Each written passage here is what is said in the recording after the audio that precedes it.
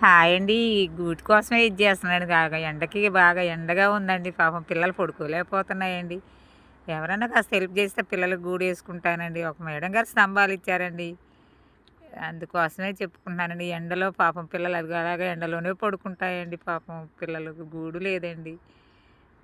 వాళ్ళ ఆహారానికి కూడా చాలా కొరతగా ఉందండి. ఈ రెండిటి కోసమే బాధపడుతున్నానండి నేను. వాళ్ళ ఆహా వాళ్ళ ఆహారానికి కూడా వాళ్ళ ఆహారం కోసమే బాధపడుతున్నానండి. మరి నాకు డబ్బులుగా కూడా వద్దండి. వాళ్ళకి రైస్ గానీ, పెడిగ్రీలు గానీ పంపండండి పిల్లలకి.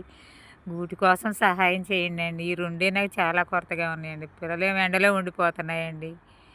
నాకు అవంటే ఇష్టమండి. అందుకోసమనే నేను ఫోన్ నెంబర్ పెట్టి వీడియోలో చెప్పుకోగలుగుతున్నానండి. చిన్న చిన్న పిల్లలండి. ఇంకా కడుపుతో ఉన్నాయండి పెద్దయి కూడాను.